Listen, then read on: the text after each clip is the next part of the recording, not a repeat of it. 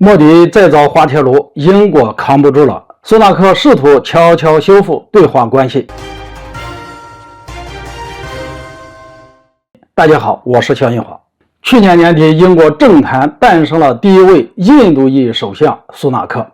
当时，印度和英国刚刚签署了一份印太防务协议，不少人都认为，在美西方希望跟印度合作，一起牵制中国的大背景下，苏纳克的上台将会让英印两国的关系进入新阶段。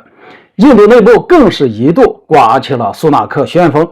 但是现实却让莫迪失望了。半年时间过去，英国和印度不但没有越走越近，反而还越走越远。最近美国媒体爆料说，苏纳克政府确实打算重新调整自己在亚太的布局，不过不是选择亲近印度，而是选择扩大跟中国的接触。苏纳克刚刚上台的时候，印度媒体对他寄予厚望，印度电视台 NDTV 直接播放滚动新闻，说苏纳克是印度的儿子。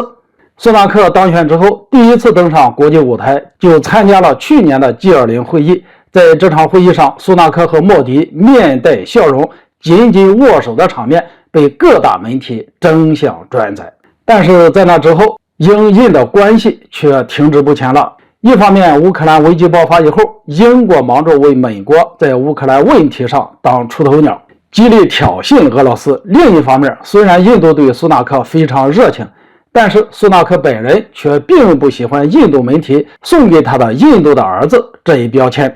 英印之间的合作在印太防务协议之后没有进一步的动作，这个协议本身还跟苏纳克没什么关系，是约翰逊还没有被赶下台的时候跟莫迪签署的。对于苏纳克和自己的母国保持距离的做法，莫迪明显的非常不满。最近一段时间，莫迪采取了一系列针对英国的措施。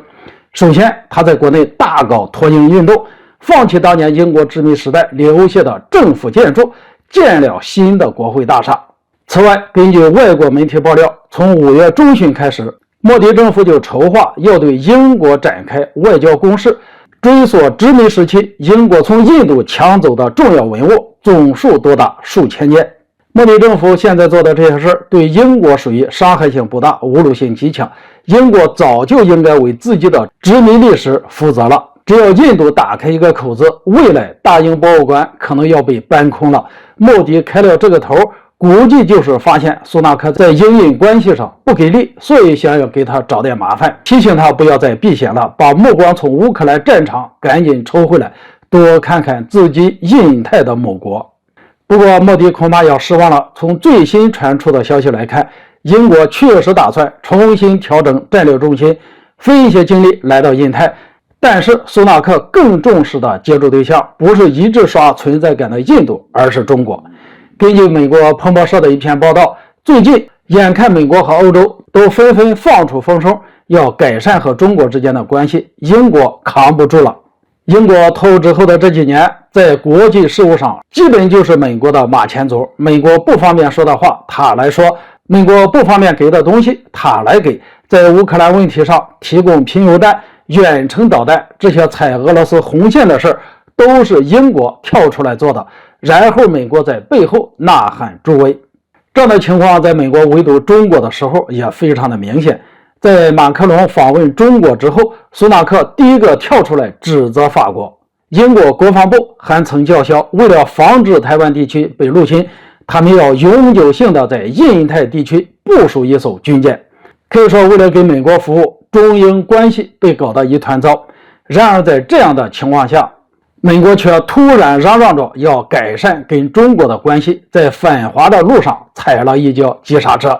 英国是一头撞在了挡风玻璃上，被碰得头晕眼花。现在的英国根本没心思理会印度的小动作、小心思，只想着怎么修复一下已经跌到低谷的中英关系。